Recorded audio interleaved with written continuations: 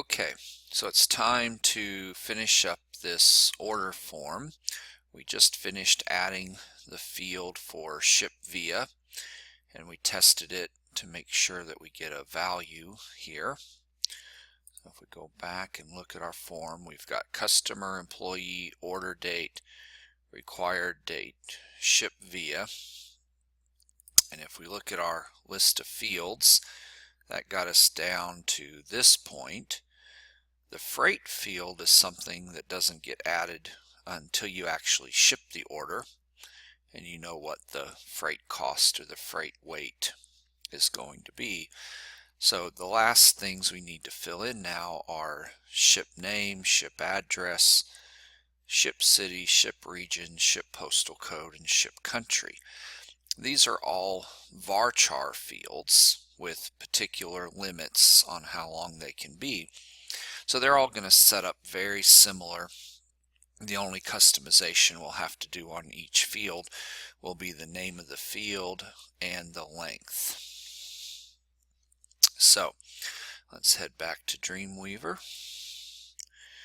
and we have our empty slots in our table that we're going to use.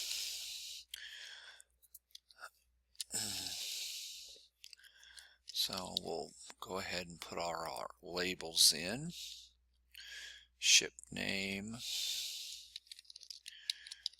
ship address, ship city, region,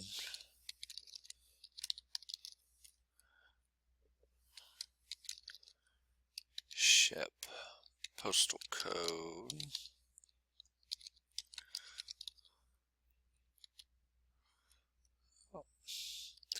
and finally ship country.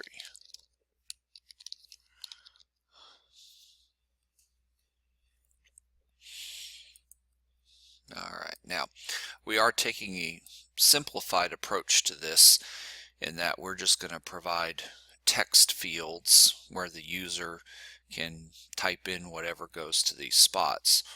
But if we were really doing a sophisticated form for a website, we would do things like have them pick the country first, and we'd have a list of countries provided in the system, and then of course based on which country they pick, that would tell us what cities and regions and postal codes would be available, because obviously the cities, states, and zip codes in the United States are different from the cities and provinces and postal codes that they would use in Canada or Australia or European countries.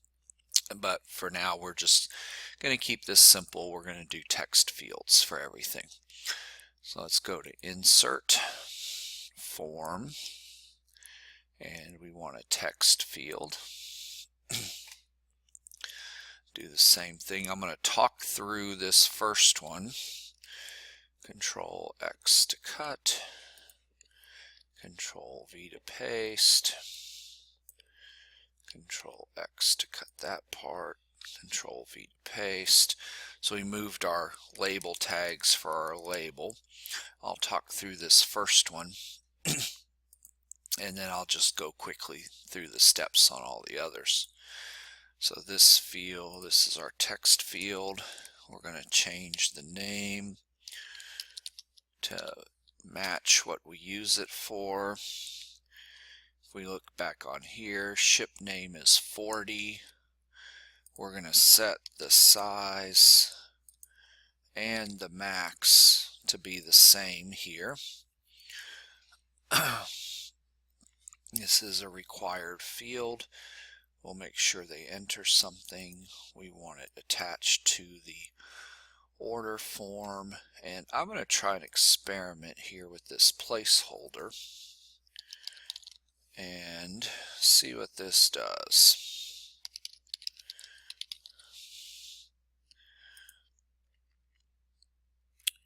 Alright, so let's get that one field, let's save it. Let's refresh. And that's what I was hoping it would do, that the placeholder is this kind of grayed text that you see on web forms that tells you what you're supposed to be typing into a particular field. So we can use that to make our form look a little nicer as we go through and complete it. All right, so now let's go through and do our other fields pretty quickly.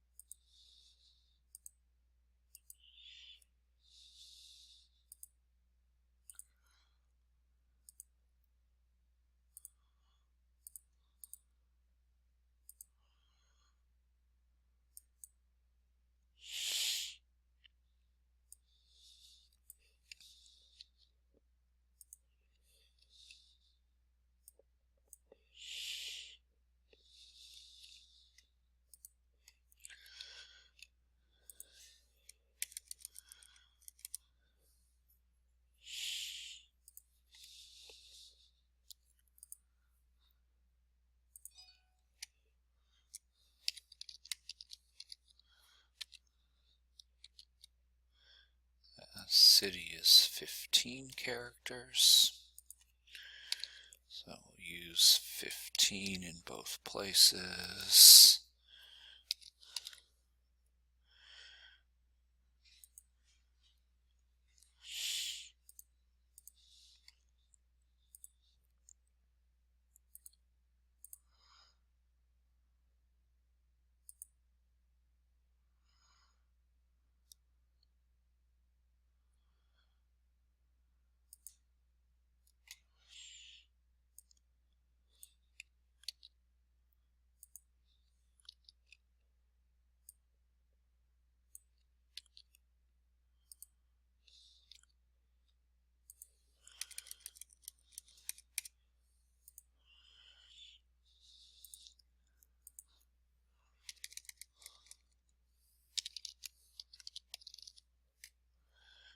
And notice as I give these names to the fields, I'm sticking with the convention that we're not going to use any spaces in the names. I use kind of the camel case that Java variables use, JavaScript variables use that, where we start with a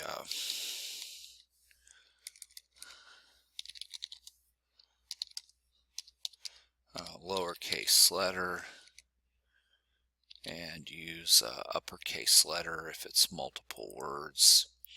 But we definitely don't want any spaces in there, because anytime we're doing programming with PHP, MySQL, extra spaces and names are just going to cause problems.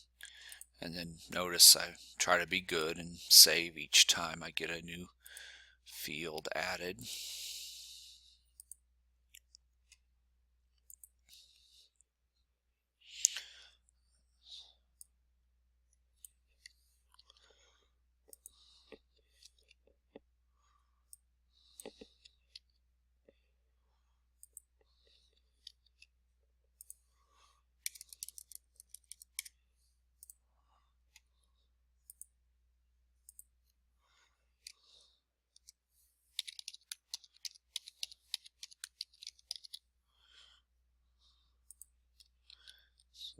size for this postal code is 10.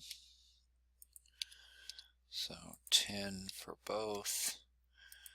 Placeholder. We're not being very creative here. We're just demonstrating how these different pieces work. And our last one, ship country. Insert form text. We can get our label.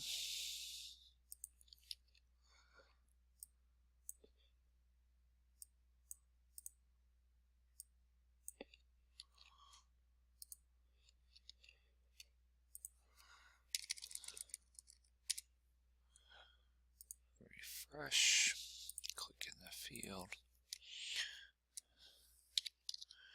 ship country. Country is 15.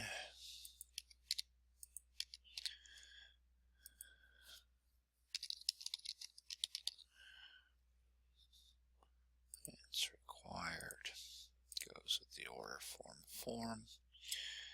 And finally we can do save.